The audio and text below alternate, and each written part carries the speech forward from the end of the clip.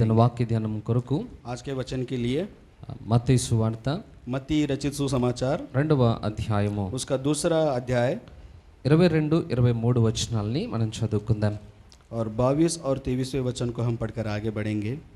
परंतु ये सुनकर कि अरखिलाउस अपने पिता हेरोदिस की जगह पर यहूदा पर राज कर रहा है, वहाँ जाने से डर फिर स्वप्न में परमेश्वर से चेतावनी पाकर गलील प्रदेश में चला गया और नासरत नामक नगर में जा बसा, ताकि वो वचन पूरा हो जो भविष्यद्वक्ताओं के द्वारा कहा गया था कि वो नासरी कहलाएगा. తల వంచి కళ్ళు మూసుకుంటే చిన్న ప్రార్థన చేసుకుందాం. हम अपने सरों को झुकाकर आंखें बंद करके प्रार्थना करेंगे. పరిశుద్ధుడా మా ప్రియ పరలోకపు తండ్రి నీకు వందనాలు ప్రభువా. परिशुद्ध परमेश्वर स्वर्गीय पिता, हम आपको धन्यवाद करते हैं. ఏ దినమున మమ్మల్ని అందరినీ మళ్ళా నీ సన్నిధికి నడిపించినందుకు నీకు వందనాలు. आज के दिन पिता परमेश्वर आपने हम सबको आपकी कलीसिया में चलाया, हम धन्यवाद करते हैं. అయ్యా ఇప్పుడు మేము చదువుకునే లేఖన భాగము ద్వారా మీరు మాతో మాట్లాడండి. प्रभु जी, जिन वचनों को पढ़ाया गया है उन वचनों के द्वारा आप हमसे बातें करें पिता. నీ మాటల్లో జీవం ఉన్నది నాయనా. आपके वचनों में जीवन है मेरे राजा. ఆ మాటలు మమ్మల్ని నిత్య జీవానికి నడిపిస్తాయి. आपके वचन पिता परमेश्वर हमें नित्य जीवन में चलाते हैं. ఆ శ్రేష్టమైన మాటలను మేము ధ్యానిస్తూ ఉండగా ये श्रेष्ठ बातों को जब हम सीख रहे हैं पिता మీరే परमेश्वर, మా హృదయములను తట్టండి. आप ही हमारे हृदय को खोले. నీ వాక్యము చేత మమ్మల్ని దర్శించండి. आपके वचनों के द्वारा हमें दर्शन दे. నీ మహిమ చేత మమ్మల్ని ఇక్కడ నిలబెట్టండి. आपके महिमा के द्वारा हमें खड़ा करे प्रभु. అయ్యా వాక్యము ప్రకటింపబడుతూ ఉన్నప్పుడు जब वचनों को सुनाया जाएगा परमेश्वर, మా హృదయములు పశ్చాత్తాపమునకు గురి చేయబడాలి. हमारे हृदय में पश्चाताप उत्पन्न होने के लिए सहायता करें. నూతన మార్పుతోటి ఇక్కడ నుండి తిరిగి వెళ్ళాలి. नया जीवन हम लेकर यहाँ से निकले మా परमेश्वर. ఇరువురిని కూడా అభిషేకించండి हम నాయనా. दोनों को भी अभिषेक करे प्रभु ఏకాత్మ जी. చేత నింపి వాడుకోమని एक आत्मा के द्वारा भर के उपयोग करें. యేసు నామములో ప్రార్థిస్తున్నాను यीशु తండ్రి. के नाम से प्रार्थना करते हैं. ఆమేన్. आमेन. మంచిది. గడిచిన వారం అంతకు మునుపు వారంలో మనము ఇదే అధ్యాయంలో నుండి కొన్ని పాఠాలు నేర్చుకున్నాం. इसलिए पिछले के सप्ताह में जब हम लोगों ने इन वचनों के बारे में, इन्हीं वचनों के बारे में हमने पढ़ा. దేవుని యొక్క దూత యోసేపునకు స్వప్నమందు కనబడి परमेश्वर के एक दूत ने यूसुफ को स्वप्न में दर्शन देकर, హేరోదు రాజు నీ కుమారుణ్ణి చంపాలనుకుంటున్నాడు కాబట్టి నువ్వు ఐగుప్తుకు వెళ్ళిపోమని ఆజ్ఞాపించాడు. हेरोद राजा आपके पुत्र को मारना चाहता है, इसलिए आप मिस्र देश में चले जाओ, ये आज्ञा दी थी. కొంతకాలము గడిచింది. कुछ समय बीत गया. అయితే అర్కెలాయు తన తండ్రి అయిన హేరోదుకు ప్రతిగా యోదయ దేశాన్ని పరిపాలన చేస్తా ఉన్నాడు. हेरोदेस राजा के बदले उसका पुत्र अर्किलायुस उस पर राज्य कर रहा था. అయితే దేవుని దూత మరలా యోసేపునకు ప్రత్యక్షమై तो परमेश्वर के दूत ने फिर से यूसुफ को दर्शन देकर, నీ శిశువుని చంపాలనుకున్నటువంటి రాజు చనిపోయాడు గనుక तेरे पुत्र को जो मारना चाहता था वो राजा मर गया है, इसलिए నీవు మరలా ఇజ్రాయేలు దేశమునకు వెళ్ళమని ఆజ్ఞాపిస్తాడు. तू फिर से इजराइल को वापस चले जाइए, आज्ञा उसे दी. అయితే హేరోదు యొక్క కుమారుడు ఇంకా బ్రతికే ఉన్నాడని యోసేపుకు తెలిసినప్పుడు इसके बाद जब हेरोदेस का पुत्र अभी जिंदा है, ये जब यूसुफ को मालूम हुआ, ఆయన యోదయ ప్రాంతాన్ని పరిపాలిస్తున్నాడనే సంగతి తెలిసినప్పుడు वो अभी भी यहूदियों पर राज्य कर रहा है, ये बात सुनकर యోసేపు ఆ ప్రాంతానికి వెళ్లకుండా నజరేతు అన్న ప్రాంతానికి వెళ్ళాడు. యోసేపు उस प्रांत को ना जाते हुए वो नाजरत को चला गया. బహుశా యోసేపు కనిపించుండొచ్చు. यहाँ पर लगता है యోసేపు को ये लगा होगा, అర్కెలాయు కూడా ఒకవేళ నా కుటుంబానికి ఏదైనా హాని తలపెడతాడేమో అని. अर्किलायुस भी शायद मेरे परिवार की कुछ हानि करेगा. అందుకే ఆ ప్రాంతానికి వెళ్లకుండా నజరేతు అన్న ప్రాంతానికి వెళ్ళాడట. इसलिए वो उस प्रांत को ना जाते हुए नाजरत को चला गया. కేవలము ఆ ఒక్క ఉద్దేశమే కాదు గాని ये एक ही उद्देश्य के द्वारा नहीं, लेकिन బైబిల్లో ఒక ప్రవచనము కూడా రాయబడి ఉంది. बाइबल में एक प्रवचन भी लिखा हुआ है. ఆయన నజరేయుడు అనబడతాడు అన్న మాట అక్కడ మనం చదువుతూ ఉంటాం. वो नासरी कहलाएगा, ये वचन हम पढ़ते हैं. ఆయన నజరేయుడు అనబడునని ప్రవక్తలు చెప్పిన మాట నెరవేరునట్లుగా, भविष्यद्वक्ताओं के द्वारा कहा गया था कि वो नासरी कहलाएगा. అంటే ఆ వాగ్దానము లేదా ప్రవచనము నెరవేర్చబడాలి అని అంటే यानी कि वो प्रतिज्ञा इस तरह से पालन हुई. యేసుక్రీస్తు ఖచ్చితంగా నజరేతు అన్న ప్రాంతానికి వెళ్ళాలి. यीशु मसीह वो संभव था कि वहां पर उन्हें जाना चाहिए. కానీ బైబిల్ అంతట్లో మనం ఎక్కడ చదివినా కూడా ఈ ప్రవచనం మనకి ఎక్కడ కనబడదు. लेकिन हम बाइबल में हर जगह कहीं पर भी पढ़े, हमें ये वचन नहीं मिलता. మనం బైబిల్ అంతా వెతుకుతాం, ఈ ప్రవచనం ఎవరు చెప్పారు, ఏ ప్రవక్త ద్వారా దేవుడు బయలుపరిచాడని వెతుకుతాం हम కానీ बाइबल में ढूंढते हैं कि ये वचन किसने कहा, ये भविष्यवाणी किसने की थी, हमें नहीं मिलती. ఇదే ప్రవచనం ఎగ్జాక్ట్ గా ఏ గ్రంథంలోనూ రాయబడలేదు. यही वचन संपूर्ण कहीं पर भी नहीं लिखा हुआ है. కానీ యెషయా గ్రంథంలో लेकिन यशायाह ग्रंथ में 11వ అధ్యాయము మొదటి వచనంలో उसके 11वें वचन में पहले आधे वचन में लिखा हुआ అక్కడ है, ఒక కొమ్మను గురించినటువంటి వివరణ అక్కడ ఇవ్వబడింది. वहां पर एक डाली के बारे में लिखा गया है। ఆ కొమ్మ అన్న పదానికి वहां पर वो डाली का मतलब है హెబ్రీ భాషలో हिब्री भाषा में నజ్జర్ అన్న పదాన్ని ఉపయోగించారు. नेजर, यानी कि उस बात का शब्द का उपयोग किया गया है। సేమ్ అదే పదము ఇక్కడ నజరేతు అన్న స్థలంలో కూడా వినియోగించారన్నమాట. वही शब्द यहाँ पर नासरत कहलाएगा, ये लिखा సో गया है। దావీదు యొక్క వేరు చిగురుగా యేసుక్రీస్తు పిలువబడ్డాడు. सो दावीद की डालियों में से जो परमेश्वर को बोला गया है, ఈ నజరేతు వాడు అని పిలువబడిన ప్రవచనము అక్కడ ये जो నెరవేర్చబడింది. नासरी कहा गया है वो वहां पर पूरा हो चुका है। అయితే ఇక్కడ ఒక సమస్య కూడా ఏర్పడింది. यहाँ पर एक समस्या खड़ी होती ఏంటి है। ఆ సమస్య అనంటే वो समस्या क्या है? ये యేసుక్రీస్తు నజరేయుడు అని పిలువబడడం ద్వారా यीशु मसीह नासरी कहलाने के द्वारा ఆయన కొన్ని వ్యతిరేకతలను కూడా ఎదుర్కోవాల్సి వచ్చింది. वो कुछ व्यतिरेकताओं को भी उसे सामना करना पड़ रहा था, ఎందుకంటే ఆ కాలంలో నజరేతు అన్న ప్రాంతానికి ఒక మంచి పేరు లేదు. क्योंकि उस समय में नाजरत का नाम कुछ अच्छा खासा नहीं था। ఆ ప్రాంతంలో ఉన్న వారందరూ కూడా చెడ్డ సాక్ష్యమును కలిగిన వారు, उस प्रांत के लोग, सारे लोग, उनके जीवन का शैली अच्छी नहीं थी। పాపము పట్ల ఆసక్తి కలిగిన వారు, वो पाप के विपरीत आसक्ति भरे से చెడు भरे थे। క్రియలను జరిగిస్తూ సమాజంలో అందరి దృష్టిలో దోషులుగా ఉన్నవారు. वो बुरे काम करते हुए समाज में सबके दृष्टि में बुरे थे। యేసుక్రీస్తు ఆ ప్రాంతానికి చెందిన వాడుగా పిలువబడ్డాడు. यीशु मसीह उस प्रांत का व्यक्ति कहलाया गया। అందుకే నతనీయేలను ఒక భక్తుడు అడుగుతాడు ఏంటంటే, इसलिए नातनिएल भक्त ये कहता है, నజరేతులో నుండి మంచిది ఏదైనా రాగలుగుతుందా? वो कहता है नासरत में से कुछ अच्छी चीज वस्तु निकल ఆ सकती है ప్రాంతం क्या? అంతా కూడా చెడు సాక్ష్యము కలిగినది. वो सारा प्रांत बुरे साक्ष्यों से भरा हुआ ఆ है। ప్రాంతంలో ఎవరు మంచివారు లేరు. उस प्रांत में कोई भी अच्छा व्यक्ति नहीं है। అలాంటిది ఆ ప్రాంతంలో నుండి ఒక మంచి వ్యక్తి ఎలా రాగలుగుతాడు? ऐसे में उस प्रांत में से अच्छा व्यक्ति कौन निकल सकता है? ఆ నతనీయేలు అనే భక్తుడు ఆశ్చర్యపోయాడు. वो नतनिएल नाम का भक्त आश्चर्य हुआ। ఆయన ఆశ్చర్యానికి కారణం ఏంటంటే, उसके आश्चर्य का कारण ये है, నిజంగా మనల్ని అందరినీ పాపము నుండి విమోచించేవాడు పరిశుద్ధుడై ఉండాలి. सच्चाई में अगर पाप में से जो बचाने वाला व्यक्ति है वो परिशुद्ध होना चाहिए। మరి మనకి పాప విమోచన కలుగు చేసేవాడు నజరేతు నుండి ఎలా వస్తాడు? हमें पाप से छुड़ाने वाला व्यक्ति नासरत में से कैसे आ सकता है? నజరేతులో మంచిదంటూ ఏది ఉండే అవకాశమే లేదు కదా. नासरत में कोई भी अच्छा नहीं है, अच्छी वस्तु ही नहीं అంటే है। యేసుక్రీస్తు నజరేతు వాడు అని పిలువబడినందుకు ప్రజలు కాస్త ఆయన పట్ల అభ్యంతరాన్ని కలుగు చేశారు. इसलिए यीशु मसीह नासरी कहलाया, इसलिए लोगों ने थोड़ा मन में नाराज थे। పైగా ఆ కాలంలో కొంతమంది వ్యక్తులు లేదా ప్రముఖులైన వారు कुछ बड़े व्यक्ति उस समय में నజరేతులో ఉన్న వారిని ఎప్పుడు కూడా చేర్చుకునేవారు కాదంట. नासरत में जो रहता था उसे अपनाते नहीं थे। ఆ ప్రాంతంలో ఉన్న వారందరినీ కూడా దోషులుగా పాపులుగా उस పరిగణించేవారు. प्रांत में रहने वाले हर एक व्यक्ति को दोषी समझकर दूर रखते थे। అయినప్పటికీ కూడా యేసుక్రీస్తు ఆ ప్రాంతంలో నుండి రావడానికి ఇష్టపడ్డాడు. फिर भी यीशु मसीह उस प्रांत से आने के लिए उसने इच्छा की। ఆయన నజరేతు వాడు అని పిలువబడడానికి సిగ్గుపడలేదు. वो नासरी हूँ ये कहलाने के लिए उसने शर्म नहीं की। సహజంగా మన బంధువులలో ఎవరైనా ఒక వ్యక్తి నేరం చేసిన వాడు ఉన్నాడు అనుకోండి, साधारण रीति से अगर हमारे रिश्तेदार में कोई अपराधी है ऐसा समझिए, ఆయనను గురించి మనం ఎవరి దగ్గరైనా గ్రేట్ గా చెప్పుకోగలుగుతామా? क्या उसके बारे में हम दूसरों के सामने कोई बात कर सकते हैं? పలానా రౌడీ షీటర్ మా బంధువు అండి, कोई दूसरा राउडी शीटर मेरा वो मेहमान है, లేదా పలానా దొంగ మాకు తెలిసిన వ్యక్తి, वो चोर मुझे पहचानता है, ऐसा లేదా హత్య చేసిన వాడు మా ఇంట్లో వ్యక్తి. उसने एक हत्या की है, वो व्यक्ति मेरा सगा है। అంటే ऐसा ఎవరైనా कहते ఒకరు మన ఇంటి వారు లేదా మనకు తెలిసిన వారు నేరం చేసినప్పుడు हैं। अगर कोई हमारी जान पहचान का कोई हमारा व्यक्ति अगर कोई पाप करता है, మనము ఆ ఇంటి వారమని గాని వారికి తెలిసిన వారమని గాని చెప్పుకోవడానికి वो సిగ్గుపడతాం. हमारा पहचान का है, हमारे रिश्तेदार, ऐसा कहने के लिए हम शर्मसार होते हैं। ఎందుకు సిగ్గుపడతాము? हम क्यों शर्म होते हैं? వాళ్ళలాగా మనం కూడా చెడ్డవారము అని మన గురించి అనుకుంటారేమో అని భయం.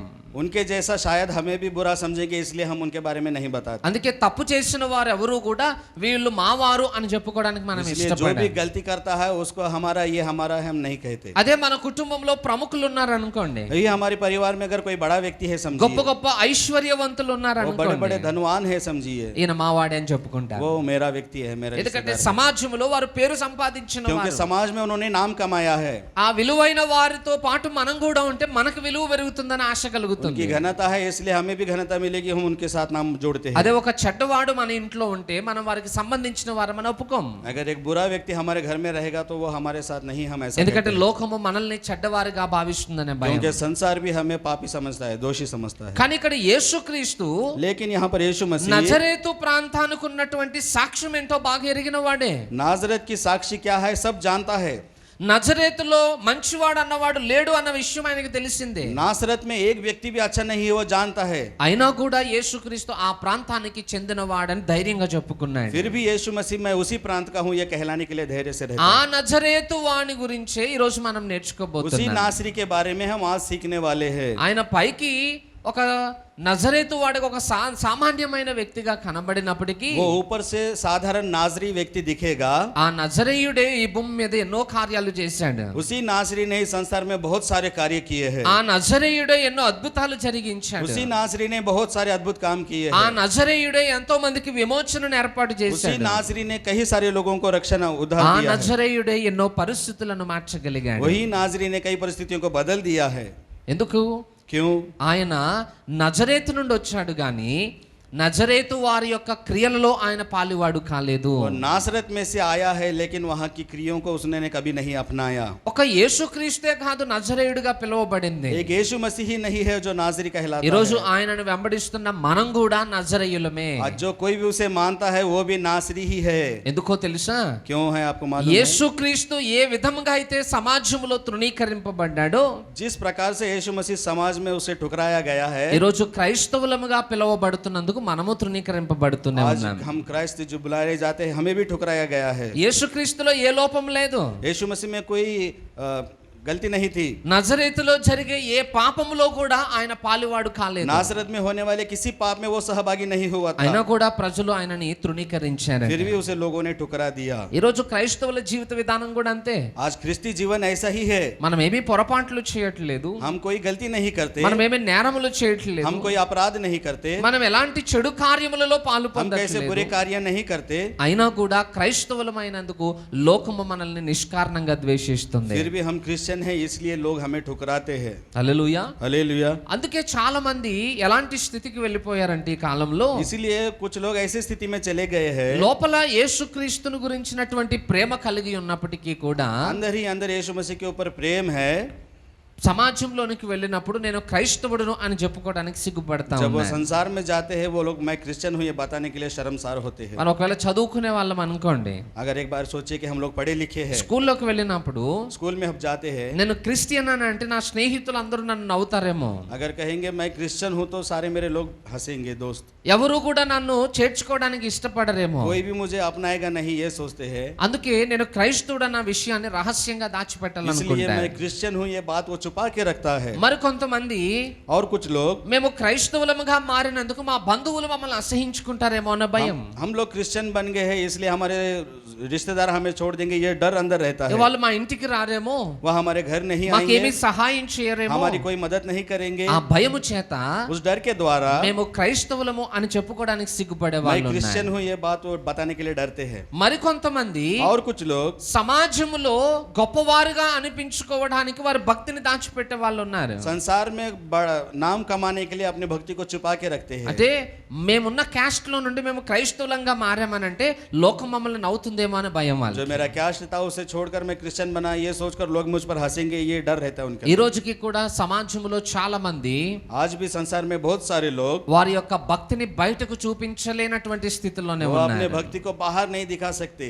ఎందుకంటే వారికి సమాజాన్ని చూసి భయం కలుగుతుంది. क्योंकि वो संसार को देखकर डरते हैं. మేము క్రైస్తవులం అంటే మమ్మల్ని అసహించుకుంటారేమో అన్న ఆలోచన अगर मैं కలుగుతుంది. क्रिश्चियन हूँ तो लोग मुझे ठुकराएंगे ये सोच अंदर रहती है. కానీ యేసుక్రీస్తు ఎప్పుడు దానికి సిగ్గుపడలేదండి. लेकिन यीशु मसीह उस बात के लिए कभी उसने ఆయన शर्मसार नहीं हुआ. నజరేతు వాడు అని పిలువబడడానికి ఎప్పుడు తృణీకారం చెప్పలేదు वो ఆయన. नासरी है ये कहलाने के लिए कभी उसने इनकार नहीं किया. ఎందుకంటే లోకం ఏమైనా అనుకోనియండి, संसार चाहे कुछ भी कहे, కానీ నేను నా తండ్రి దృష్టిలో ఎలాగున్నాను అనేది ఆయనకు ప్రాముఖ్యం. मैं अपने पिता के नजर में कैसा हूँ ये बात प्रमुख है. ఈరోజు మన జీవితంలో కూడా आज हमारे जीवन में भी లోకం ఏమైనా అనుకోవచ్చు మన గురించి. संसार जो कुछ भी कहे हमारे बारे में, మనం ఎన్నుకున్న మార్గమును బట్టి లోకం మనకి విలువనివ్వకపోవచ్చు. हमारा चुना हुआ मार्ग देखकर लोग हमें वैल्यू ना दे, లోకములో దొరికే ఏ లాభములోనూ మనం పాలువారం కాకపోవచ్చు. संसार में मिलने वाला कुछ भी लाभ जो हम ना पा सके हो, అయినా కూడా మనం ఏమీ చింతించాల్సిన అవసరం इसलिए లేదా.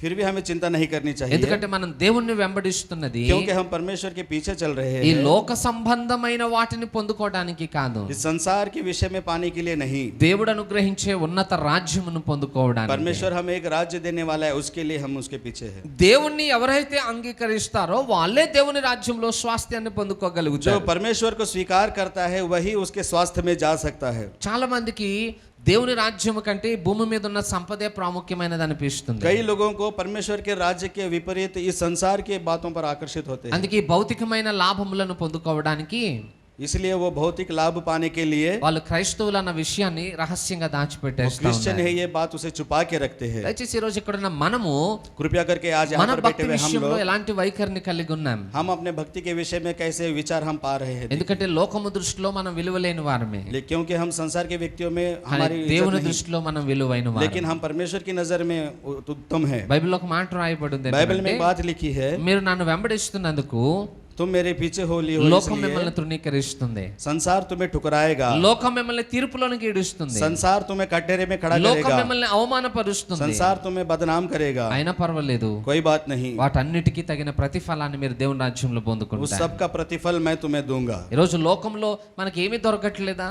आज संसार में हमें कुछ भी नहीं मिल रहा है, అయినా పర్వాలేదు, कोई बात नहीं, సర్వోన్నతుడైన దేవుడు మన పక్షముగా ఉన్నాడు. सर्वाधिकारी परमेश्वर हमारे साथ है, ఎందుకనంటే क्योंकि ఆయన అల్పమైన మన జీవితాలకు విలువను తీసుకుని వచ్చాడు. उसने हमारे मामूली से जीवन को उत्तम నిజానికి ఆ కాలంలో నజరేతు అన్న ప్రాంతానికి విలువ లేదు అసలు. सच्चाई में उस समय में नाजरत की कोई इज्जत नहीं थी. కానీ యేసుక్రీస్తు ఎప్పుడైతే ఆ ప్రాంతంలో అడుగు పెట్టాడో, जब यीशु मसीह ने उस प्रांत में कदम रखा, ఆ ప్రాంతానికి గొప్ప విలువ उस వచ్చేసింది. प्रांत को ही अच्छा नाम आया.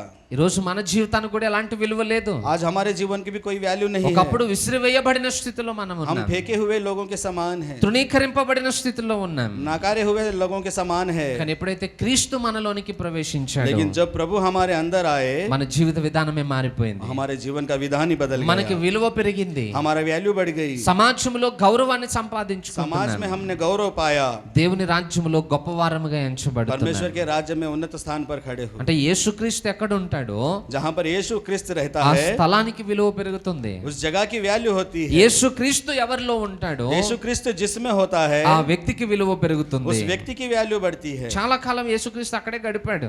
कई समय तक परमेश्वर वहीं पर था. ఆయన భూమి మీద బ్రతికిన 33.5 సంవత్సరాలలో उन्होंने संसार में जितने जीवन जिए 33 वर्ष, ఎక్కువ కాలం యేసుక్రీస్తు నజరేతులోనే ఉన్నాడంట. उससे अधिक समय वो नासरत में ही थे. సహజంగా అందరూ తృణీకరిస్తున్నప్పుడు ఎవరికైనా ఏమనిపిస్తుంది?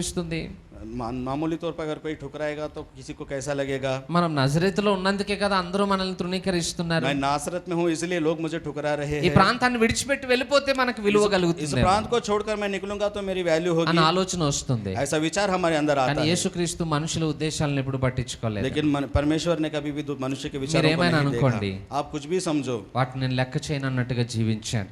मैं उसे महत्व नहीं देता ये कहकर చాలా वो जीते మందికి रहे. ఇలాంటి ఫీలింగ్ కలుగుతుంది. कई लोगों को ऐसे ही అరే मन మేము भावना క్రైస్తవులం అయినందుకు లోకం మాకు होती है. విలువనివ్వట్లేదు, अरे मैं क्रिश्चियन हूँ इसलिए संसार मुझे इज्जत नहीं दे रहा, లోకంలో మాకు ఏం లాభం దొరకట్లేదు संसार में मुझे कुछ लाभ नहीं हो रहा, అనుకుంటూ క్రీస్తుని విడిచిపెట్టి వెళ్ళిపోయిన వారు చాలా మంది इसलिए ఉన్నారు. वो यीशु मसीह को छोड़कर आगे चले जाते हैं. పాపం लोग, వాళ్ళకి बहुत सारे लोग. తెలియట్లేదు, उन्हें ये मालूम नहीं, క్రీస్తునే మేము విడిచిపెట్టాం అనుకుంటున్నారు కానీ जब हमने खाली यीशु मसीह को छोड़ दिया ये सोच रहे మేము हैं, నిత్య రాజ్యాన్ని పోగొట్టుకుంటున్నామన్న అవగాహన వారికి రావట్లేదు. वो नित्य राज को भी छोड़ रहे हैं, ये बात उन्हें मालूम नहीं हो. అందుకే మనం ఒక్కసారి క్రైస్తవులంగా మార్చబడిన తర్వాత, इसलिए एक बार जब हम क्रिस्ती बुलाए जाते हैं, క్రీస్తును అనుసరించటానికి నిర్ణయం తీసుకున్న తర్వాత, उसके अनुसार जब हम चलने के लिए तैयार होते हैं, మనం ఏదైనా సరే స్వీకరించడానికి సిద్ధంగా ఉండాలి. चाहे जो कुछ भी हो उसे स्वीकारने के लिए तैयार होना క్రీస్తును चाहिए. అనుసరిస్తున్నందుకు లోకం నిన్ను అవమానపరుస్తుందా? సంతోషించు. आप यीशु मसीह को उसके पीछे चलते इसलिए संसार आपको बढ़ाई नहीं दे सकता. క్రీస్తును అనుసరిస్తున్నందుకు అందరికీ దూరం అయిపోయావా? సంతోషించేం కాదు.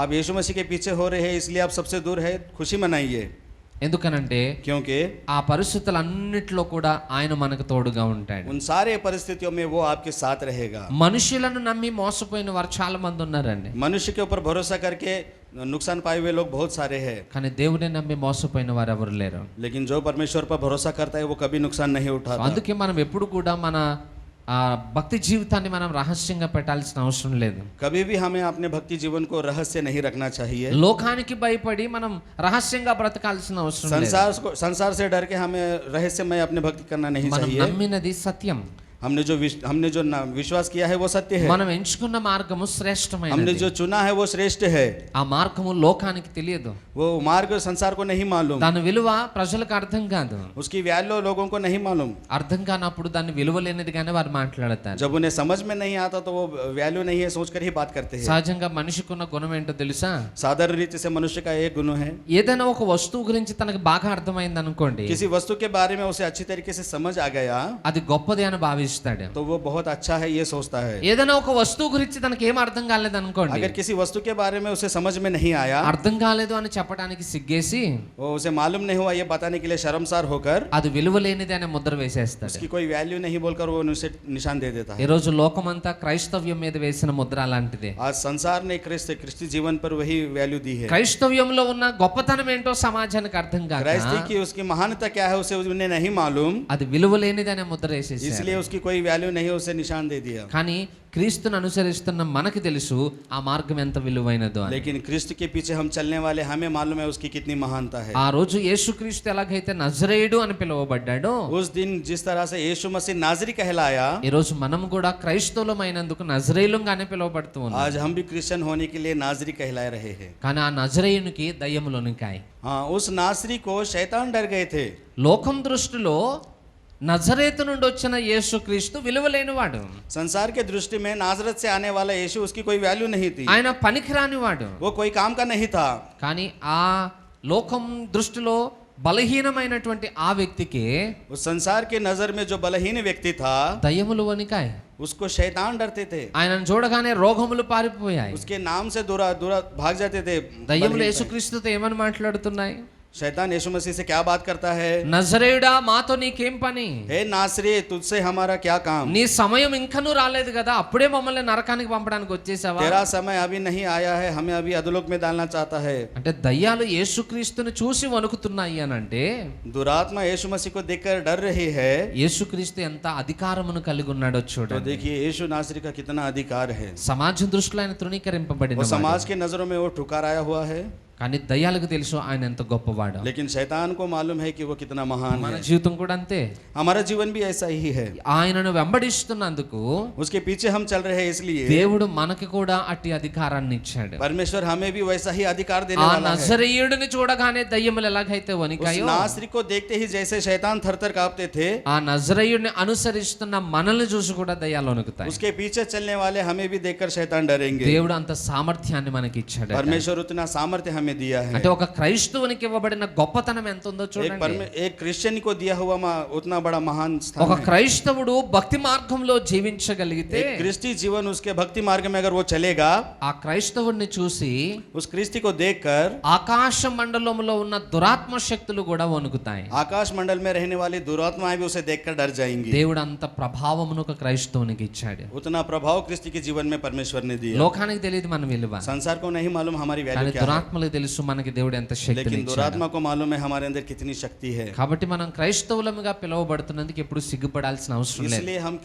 क्रिश्चियन हैं, बुलाए जाते हैं, उसलिए कोई शर्म नहीं. మనం క్రీస్తును అనుసరిస్తున్నందుకు మనమేమి భయపడాల్సిన అవసరం हम లేదు. उसके पीछे हो लिए हैं, इसलिए हमें कोई शर्मसार होने की जरूरत ఈ नहीं. రోజు లోకం తృణీకరిస్తుందేమో, आज हमें संसार ठुकराए, ఒక రోజు ఖచ్చితంగా సత్యం తెలుసుకుంటుంది. लेकिन एक दिन वो सच्चाई जानेंगे. మనం ఎంచుకునే ఈ మార్గము ద్వారా మనం పొందిన బహుమానం వారికి తెలిసినప్పుడు, हमने जो मार्ग चुना है उसके द्वारा जो हमें बहुमान मिलेगा, అప్పుడు ఈ భక్తి యొక్క వాల్యూ ఏంటో వాళ్ళకి जब అర్థమవుతుంది. इस भक्ति की वैल्यू क्या है उन्हें मालूम होगी. అప్పటి వరకు మనం ఓపిక కలిగి ఉండడం నేర్చుకోవాలి. जब तक हमें सब्र से रहना సో चाहिए. పరిస్థితులు ప్రతికూలంగా ఉండొచ్చేమో, परिस्थिति हमारे अनुकूल ना हो, కానీ క్రీస్తుని విడిచిపెట్టకండి. लेकिन क्रिस्त को ना छोड़े, ఎందుకంటే ఆయన నమ్మదగిన వాడు. क्योंकि वो विश्वास योग्य है. ఆయన మన కొరకు ప్రాణం పెట్టిన వాడు. उसने हमारे लिए अपने प्राण दिए. మనమున్న బంధకాల నుండి ఆయన మనల్ని విమోచించిన వాడు. हमारे बंधकों से उसने हमें छुड़ाया है. ఆయన యందు విశ్వాసం ఉంచువాడే రక్షింపబడతాడు. उसके अंदर जो विश्वास रखता है वो उद्धार पाता है. సో లోకం మనల్ని తృణీకరిస్తుందేమో, संसार हमें शायद ठुकराए, అయినా మనం ఏం బాధపడాల్సిన అవసరం లేదు.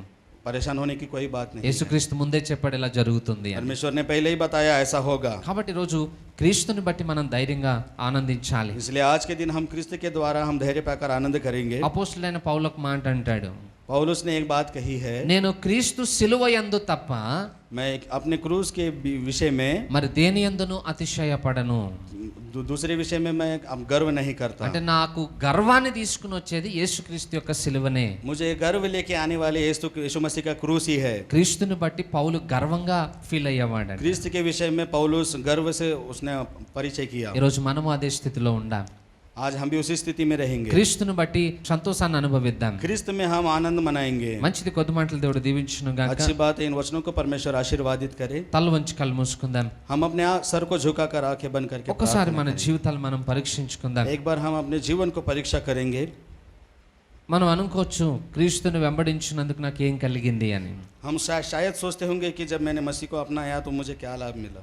ఎందుకంటే ఈ లోకపరంగా మనకి ఎలాంటి లాభం దొరకకపోవచ్చు. क्योंकि संसार की रीति हमें कुछ लाभ ना मिला हो, ఈ లోక సంపద మనకి కలిగి ఉండకపోవచ్చు. इसका कोई संपदा हमें ना मिला हो, అంత మాత్రాన దేవుడు మనల్ని విడిచిపెట్టేశాడని కాదు. लेकिन इन बातों के विषय परमेश्वर ने हमें कभी नहीं छोड़ा। అంతకంటే ఉన్నతమైన భాగ్యాన్ని ఆయన మనకి ఇవ్వబోతున్నాడు. उससे उत्तम भाग्य परमेश्वर ने हमें दिया है। ఏ సామాన్య మానవుడు కూడా एक साधारण व्यक्ति भी తనకు తాను స్వతహాగా వెళ్ళలేని స్థలములో దేవుడు మనకి నివాసాన్ని ఏర్పాటు చేస్తున్నాడు. हम अपने आप उस जगह पर नहीं जा सकते, वैसी जगह परमेश्वर हमें देने वाला है। ఎందుకంటే మనం ఆయనను వెంబడించడానికి నిర్ణయం తీసుకున్నాం. जब हम उसके पीछे चलने का निर्णय लेते हैं, ఆయన కొరకు సమస్తమును విడిచిపెట్టాం. उसके लिए हम सब कुछ छोड़ देते हैं, కాబట్టి ఆయన మనల్ని విడిచిపెట్టడు. इसलिए वो हमें कभी नहीं छोड़ेगा। ఆయన నమ్మదగిన వాడు కనుక वो विश्वास योग्य है, इसलिए శ్రేష్టమైన బహుమానాన్ని మనకి ఇస్తాడు. श्रेष्ठमय बहुमान वो हमें देगा। కాబట్టి రోజు క్రైస్తవులంగా ఉన్నందుకు మనం సిగ్గుపడొద్దు. इसलिए आज हम क्रिश्चियन है, इस बात के लिए हमें शर्माना नहीं चाहिए। క్రైస్తవులముగా ఉన్నందుకు అతిశయించాలి. हम क्रिश्चियन है इसलिए हमें गर्व करना चाहिए। దేవుడి భాగ్యమును ఇచ్చినందుకు మనము గర్వించాలి. परमेश्वर ने हमें ये भाग्य दिया है, इसलिए हमें गर्व करना चाहिए। మన అతిశయ కారణం క్రీస్తే. हमारे गर्व का कारण यीशु मसीह है।